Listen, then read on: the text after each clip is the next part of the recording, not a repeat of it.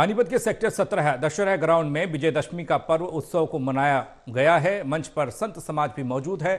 रावण का वध श्री राम ने ही क्यों किया, जानिए रिपोर्ट के जरिए।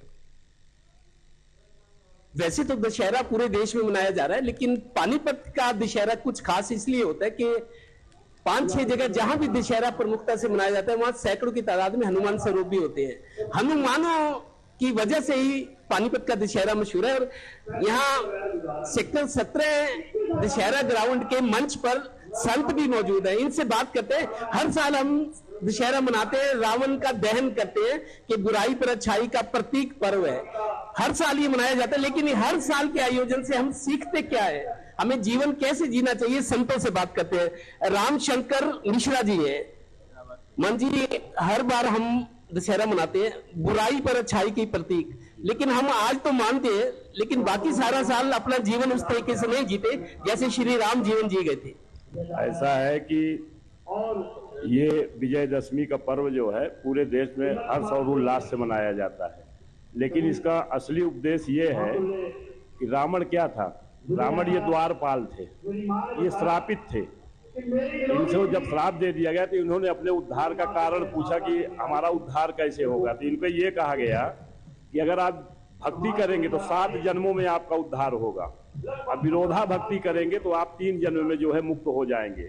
तो ये सब कुछ जानते थे। जब भगवान का पृथ्वी पे अवतरण हो गया तो उस समय इनको मालूम हो गया कि जब खर और दूषण का वध होता है उस समय इनको मालूम हो जाता है कि पृथ्वी में ईश्वरीय शक्ति का उत्पत्ति हो चुकी है। इसलिए कहते खर दूषण मोहिसम बलवंता इन्हीं कुमार बिन भगवंता। तो रावण ये प्रतिज्ञा करता है कि देह से जाए बैर हट करियो, यानी दुश्मनी ये जानबूझ करके ये जानते थे कि ये ब्रह्म है, ब्रह्म शक्ति के आगे हम नहीं टिकेंगे, लेकिन अपने उद्धार के लिए उन्होंने भगवान से विरोधा भक्ति किया।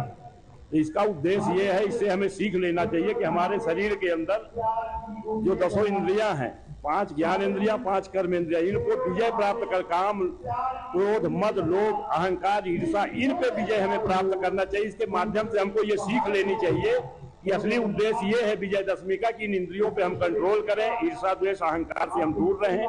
यही विजयदशमी का लक्ष्य है। पंडित जी, सुबह शाम लोग पूजा करवाते हैं आपसे, लेकिन जो लोग पूजा करवाते हैं लेकिन उनके कर्म भी श्रेष्ठ रहे, जैसा भगवान राम आज हजारों साल बाद उनको याद करते हैं, क्या संदेश देंगे अपने उन भक्तों को जो पूजा पाठ करवाते हैं कि हम राम जी की कृपा बरसती रहे, लेकिन राम जी जैसे कर्म भी चाहिए?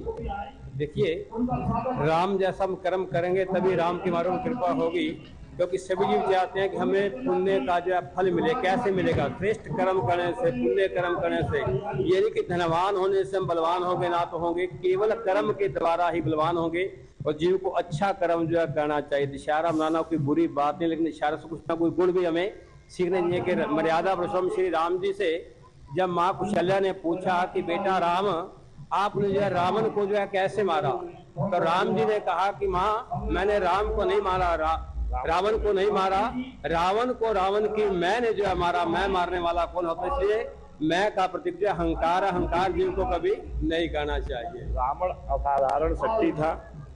रावण कोई साधारण नहीं था। 4 वेद 6 शास्त्र 18 पुराणों का ज्ञाता था। उत्तम कुल पुलस्त कर नाती शिव विरंच पूजो बहुभांति, सबकी अच्छी आराधना करके उसने बहुत शक्तियां अर्जित की थी। इसके बाद उसने शक्तियों का दुरुपयोग किया।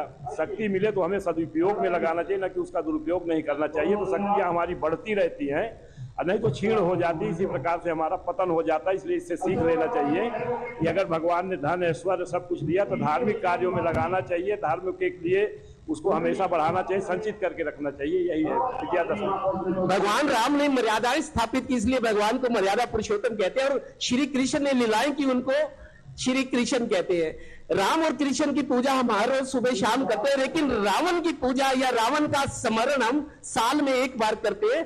और संदेश ये रहता है कि बुराई पर अच्छाई का प्रतीक पर्व है दशहरा। सहयोगी श्रीनिवास के साथ Devendra Kathoria, total news, Panipat bureau.